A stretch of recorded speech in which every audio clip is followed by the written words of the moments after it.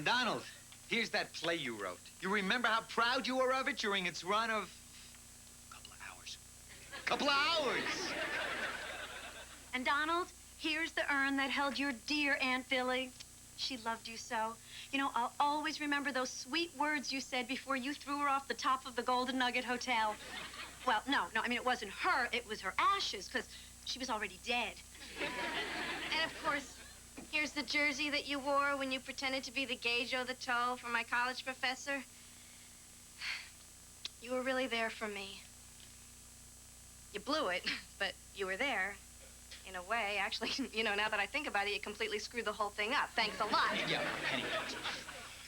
Look, Donald, all we really want to say is good luck, and we'll send these things out immediately, and we'll understand if you're, you know, too busy to call. Take care, buddy.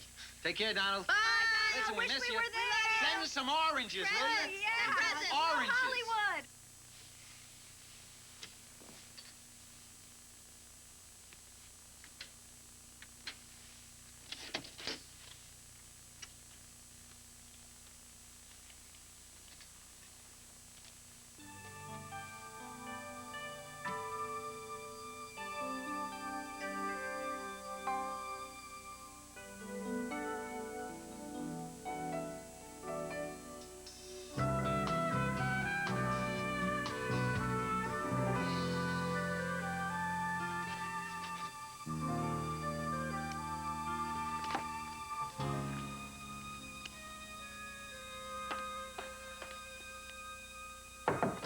Excuse me, sir, but if we're done for the day, I'd kind of like to head out. My self-awareness class is holding a little costume party tonight. Sure, Jerry, go ahead. Thank you, sir. Oh, listen, by the way, that Miss LaPaul is still outside. Shall I call security? No. Send her in. Are you sure? How long can it take? Yes, sir. Miss LaPaul? Mr. Maltby. Miss LaPaul, please, have a seat. Thank you. Now, how may I help you? I hear you're interested in the stories of the stars. Miss LaPaul, I have to be honest, I've really never heard of you. You've never heard of Babylon Beauties on Bali? Can't say as I have. Or Cougar Woman of the Amazon? Well, no. Or A, My Name is Mary? Were you in that? My best scenes were cut. Isn't that always the way? Miss LaPaul, I'm sure your career was an exciting one, but I'm afraid its brevity leaves little scope for a book. Brevity, Mr. Maltby? It doesn't seem brief when it takes 100 interviews to land that one job. But that one job makes you feel like a queen. I'm sorry, Miss LaPaul. Sorry? It's funny. That's just what Frank Marino said to me. Frank Marino? The Frank Marino? Yes, we dated for several months before those beautiful blue eyes left me for that slut Rhea. Surely your time together must have been quite a story. Oh, it was. But not as much as my evening with the vice president. Vice president? Which vice president? You're kidding! He came to see a play I was in and stopped backstage afterward. We only had 10 minutes together, but that was enough. He's such a sweet man. And the press got wind, and I never heard from him again. Luckily, neither did the country. It was a long, lonely time for a while. But the following week, I met Bob Long. The theater owner?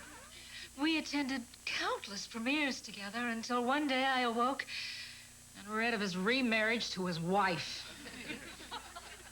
How terrible for you. One learns to recover quickly in this town, Mr. Maltby. And fear not, my newest and dearest will have me back on the silver screen in no time. Really? Who? Paul Finch. He's a producer? Actually, he's a tour guide at Universal. But he's studying at the Oxnard Director's Workshop, and we expect big things.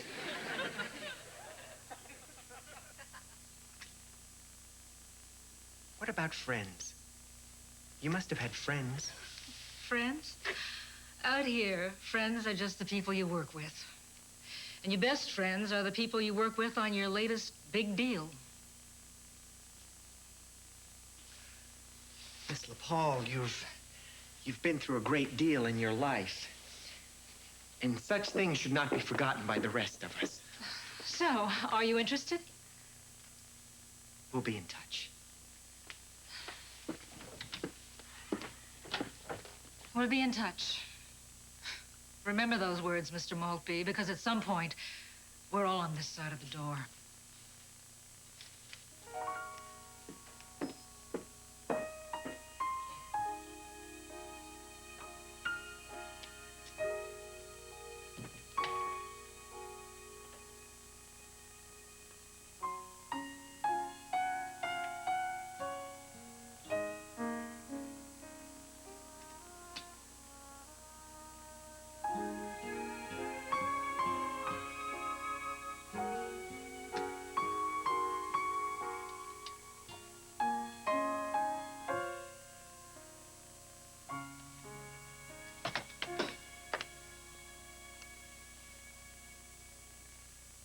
Get me George Christie at the Hollywood Reporter. He is? Well, send him in. Hello, George. Hi, Don. What's on your mind? Oh, please, have a seat. Thank you.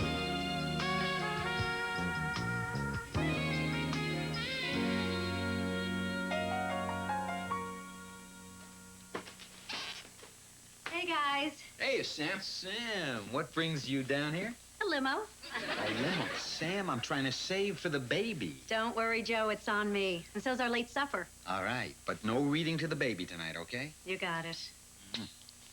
Cliff, if anyone needs me, I'll be in my limo. Have fun. Stretch limos often run from $40 an hour. Airport trips are usually adjusted to a flat rate.